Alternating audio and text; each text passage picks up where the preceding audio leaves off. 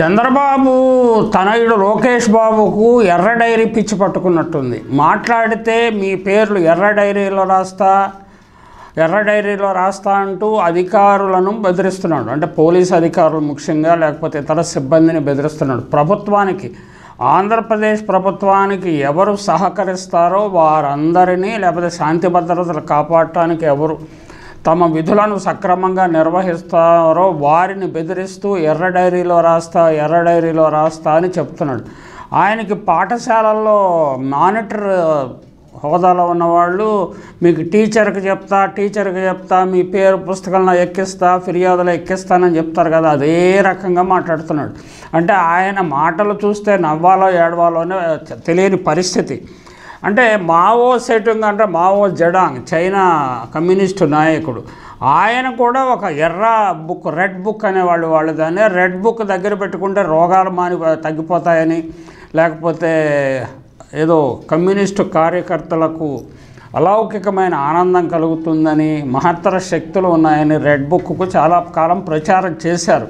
ఇప్పుడు మరి ఎర్ర డైరీకి ఎవరు, మన లోకేష్ బాబు ఎర్ర డైరీకి కూడా అలాంటి శక్తులు ఏమైనా ఉన్నాయా మనకు తెలియదు. యువగళ ముగింపులో ఆయన ఎర్ర డైరీని చంద్రబాబు నాయుడు గారికి అందిస్తానని కూడా బాహాటంగా, చాలా ఆర్భాటంగా ప్రకటించారు. చంద్రబాబు నాయుడు అధికారంలోకి వస్తాడా, ముఖ్యమంత్రి అవుతాడా అన్నది వేరే అంశ, వేరే చర్చ. అలాంటి ఆ ముఖ్యమంత్రికి ఆయన ఏదో అనారోగ్యంతో బాధపడుతున్నాడు అంటూ ఆసుపత్రి నుంచి లేకపోతే జైలు నుంచి బయటికి వచ్చిన ఆయన మాజీ ముఖ్యమంత్రి చంద్రబాబు నాయుడుకి ఎర్ర డైరీ ఇస్తే ఏం చేసుకుంటాడు? అంటే ఈ అధికారులందరినీ పిలిచి శిక్షిస్తాడా, లేకపోతే బెదిరిస్తాడా, బ్లాక్మెయిలింగ్ చేస్తాడా? అంటే తండ్రి కొడుకులు కలిసి అధికార యంత్రాంగాన్ని బ్లాక్మెయిలింగ్ చేస్తున్నారని మనం భావించాల్సి ఉంటుందా? అది నిజానికి చంద్రబాబు నాయుడు, లోకేష్ బాబు, రాష్ట్ర ప్రభుత్వం, జగన్మోహన్ రెడ్డి ప్రభుత్వానికి సహకరించే అధికారులను బెదిరించడానికే ఈ ఎర్ర డైరీ అని మొదలుపెట్టి, ముఖ్యంగా చిత్తూరు జిల్లాలో పర్యటించుతున్నప్పుడు ఈ ఎర్ర డైరీ కథ అని మొదలెట్టాడు. ఎర్ర డైరీలో రాసుకుంటే అధికారులందరూ గజగజ వణికిపోతారని, ప్రభుత్వ యంత్రాంగం మీద రాచరిక వ్యవస్థలో తాను ఉన్నట్టు లోకేష్ బాబు పగటి కలలు అంటున్నాడు. అధికారులు ఎవరు బెదిరిపోయేవాళ్ళు కాదు, ముఖ్యంగా ఐఏఎస్ ఐపీఎస్ అధికారులు అసలే బెదిరిపోరు.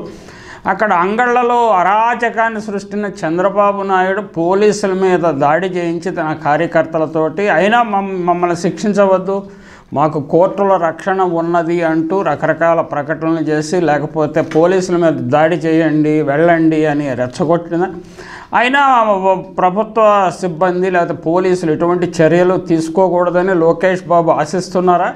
ఖచ్చితంగా లోకేష్ బాబు అక్కడ కూడా ఇదే, మేము ఎర్ర డైరీలో మీ పేర్లు ఎక్కిస్తా, కాసుకో పలానా ఎస్పీ, నువ్వు కొత్తగా అధికారంలోకి వచ్చావు, నీ అంతు చూస్తాము, నీ పని చేస్తామంటూ బెదిరిస్తున్నారు. ఇది చాలా అరాచకమైన ఇంటిమిడేషన్ కింద వస్తుంది. Intimidation, they can be booked for intimidation also.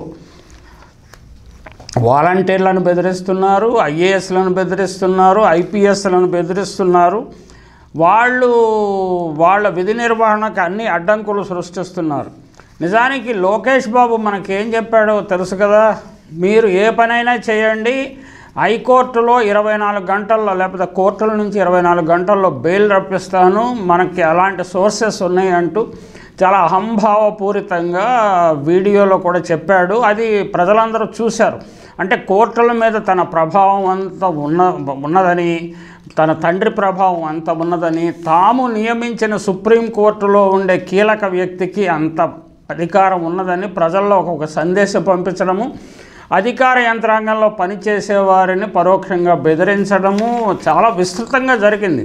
అంటే జగన్మోహన్ రెడ్డి ప్రభుత్వం ఏర్పడిన కొత్తలో మొదటి 3 సంవత్సరాలు ఈ విస్తృతమైన ప్రచారం జరిగింది. కానీ చంద్రబాబు నాయుడు స్వయంగా జైలుకు వెళ్ళినప్పుడు 52 రోజులు బెయిలు రాక నానా ఇబ్బందులు పడ్డాడు. లోకేష్ బాబు ఢిల్లీ వెళ్ళి నానా అగచాట్లు పడి, నానా పైరువీలు చేసి చివరికి ఆరోగ్య సమస్య మీద బెయిల్ తెచ్చుకున్నాడు. కంటికి ఆపరేషన్ కావాలని బెయిల్ తెచ్చుకొని, ఇంకా రకరకాల వ్యాధులు ఉన్నట్టు ఆసుపత్రి నుంచి ఒక నివేదిక తెచ్చుకొని బయట కాలక్షేపం చేస్తున్నాడు. ఎప్పుడు ఏ క్షణంలో ఏం జరుగుతుందో తెలియదు. అయితే చంద్రబాబు నాయుడు కొన్ని అపారమైన ప్రభావం అనండి, అపారమైన పలుకుబడి అనండి, దానివల్ల ఆయన ఇక జైలుకు వెళ్ళడని ప్రజల్లో ఇప్పుడే ఫిక్స్ అయిపోయారు. అంటే బెయిల్కు వచ్చింది కాబట్టి జైలుకు వెళ్ళాల్సిన అవసరం ఉండదని కూడా ఫిక్స్ అయిపోయారు. దీనివల్ల కోర్టుల మీద గౌరవం తగ్గుతుందా లేదా అన్నది అది వేరే విషయం. కంటి ఆపరేషన్ అని చెప్పుకుంటూ వచ్చిన ఆయన చివరికి గుండెకు ఏదో సమస్య ఉన్నదన్నట్టుగా చిత్రీకరించారు. అలాగే స్కిన్కి క్యాన్సర్ ఉన్నది, చర్మ క్యాన్సర్ ఉన్నదా లేదా అనేది ఆ రిపోర్ట్ ఏమైందో కూడా ప్రజల ఎరికలో పెట్టలేదు. అంటే దాని మీద స్కిన్ క్యాన్సర్ అనుమానంతో నివేదిక కోసం పంపించాము అన్నారు. దానికి ఏమైందో తెలియదు. అంటే చంద్రబాబు నాయుడు జైల్లో ఉండటానికి మనస్తాపపడి 54 మంది చచ్చిపోయారు.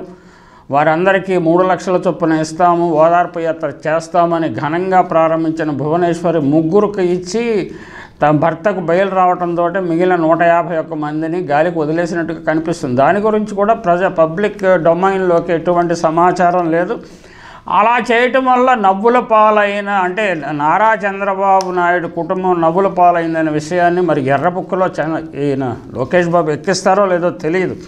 చంద్రబాబు నాయుడు ఆరోగ్య నివేదికలు చూస్తే ఆయన ఆరోగ్యం సరిగ్గా లేదనేది ప్రజలు ఫిక్స్ అయిపోయారు.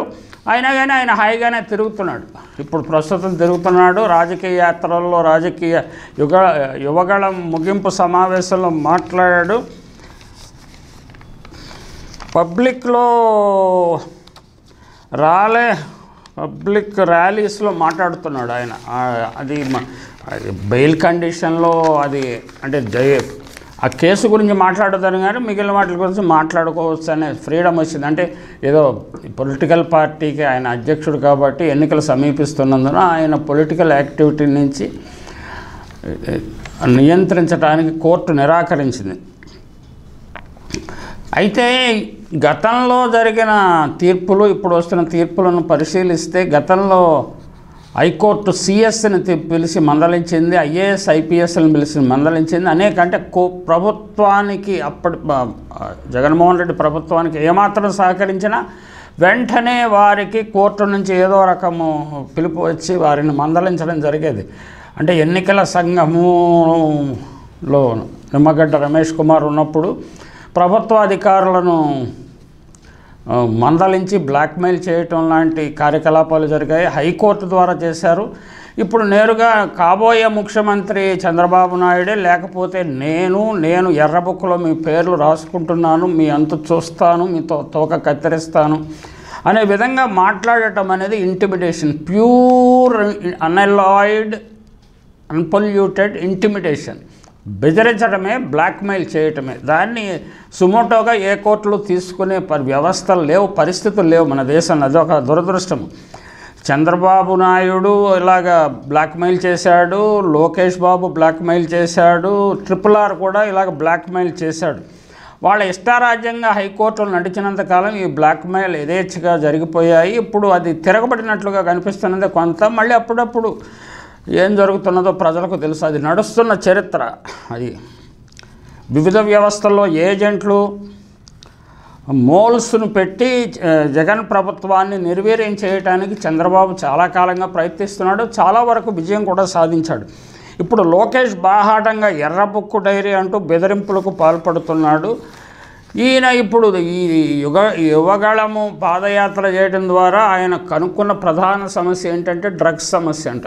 డ్రగ్స్ సమస్య చాలా ఎక్కువగా ఉన్నట్టు కనుక్కున్నాడు. మరి ఆయన మిత్రులు, ఆయన స్నేహితుల ఈ సమస్య, లేకపోతే జనరల్ పబ్లిక్లో డ్రగ్స్ సమస్య తీవ్రంగా ఉన్నదా, మద్యపాన సమస్య మరి కనిపించలేదా ఆయనకి, డ్రగ్ సమస్యనే తాను ఐడెంటిఫై చేసినట్టు ఆ డ్రగ్ సమస్యను అదుపు చేస్తాము తమ అధికారులకు వస్తామని చెప్తున్నారు. ఖచ్చితంగా అదుపు చేయటం చాలా మంచిదే. లోకేష్ బాబు ఎర్ర డైరీలోని వెర్రెర్రి మాటలు చెప్పటము, పేర్లు ఎక్కించడం మానేసి ఈ డ్రగ్ సమస్యపై వ్యతిరేకంగా యువతలో ప్రచారం చేయడం, మద్యపానము, డ్రగ్ సమస్య, ఇవి సామాజిక రుగ్మతలు, వీటి అదుపు చేయాల్సిన అవసరం ఉన్నది. అందుకు ఆ విధంగా దోహదం చేస్తాడనేది చూద్దాము. ఈయన తండ్రి చంద్రబాబు నాయుడు, ఆయన రాజగురువు రామోజీరావు కలిసి మద్యపాన నిషేధాన్ని ఒక ప్రహసనంగా మార్చేశారు. ఆ విధంగా కాకుండా ఈ డ్రగ్స్ సమస్యను లోకేష్ బాబు సీరియస్గా తీసుకుని తాను అధికారంలోకి వచ్చినా రాకున్నా ఈ సమస్య మీద దృష్టి కేంద్రీకరిస్తాడని ఆశిద్దాం.